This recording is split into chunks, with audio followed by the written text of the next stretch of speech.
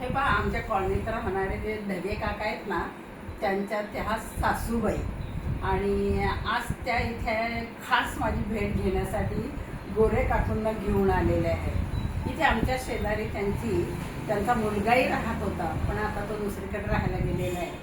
पण पहा, खेड्यातली माणसं, गावाकडची माणसं आपुलकी कशी असते. त्या गोरे काकूंना म्हणलं मला त्यांना भेटायचंय आणि खास मग माझ्याकडे भेटायला आलं. तुमचं नाव काय? नागरबाई. नागरबाई. आणि गाव? मार्गी. सोलापूरमध्ये मार्गी हे त्यांचं गाव आहे.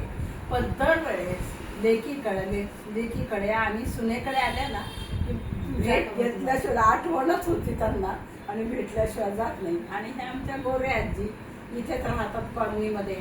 मुलगा आहे, सून आहे, नातसून आहे. नातसून आमची विद्यार्थिनीच आहे, त्याच्यामुळे व्यवस्थित आहे. काका आहेत, अजून कामाला जातात आवडीने. आता नाही जात.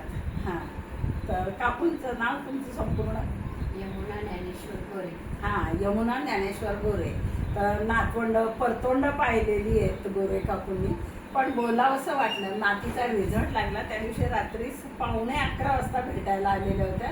म्हणजे का हो, नात पास झाली का तुमची? म्हणलं हो झाली, चांगले मार्क पडलेले. तर असा हा जिव्हाळा ज्याला म्हणतात ग्रामीण भागातला गोडवा, तो कसा असतो ना, हा नागरबाईंकडून शिकावा. पा दरवेळेस आल्या की भेटल्याशिवाय बोलल्याशिवाय त्या राहत नाही. तर आपणही तसाच गोडवा जपूया, माणुसकीची नाती जपूया. हेच आपल्या शेवटी येत असतं. आणि आज अधिक मासाच्या निमित्तानं भेटलात, खूप आनंद वाटला दोघींना भेटून. धन्यवाद. गणेश कॉलनी हे कोथरूडमधलं एक गावच आहे. कोथरूड हे पुण्यातलं एक विकसित नगर जरी असलं तर इथं गणेश कॉलनी नावाची एक वसाहत आहे.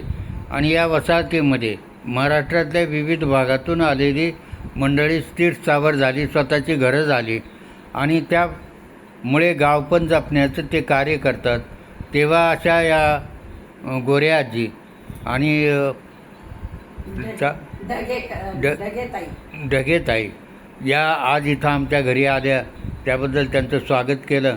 आणि आमच्या श्रीमती सौ पद्मावती कोरेकर त्यांचे अतिशय आपुलकीचे संबंध आहेत. ते असेच राहावेत अशी ईश्वरचरणी प्रार्थना. धन्यवाद.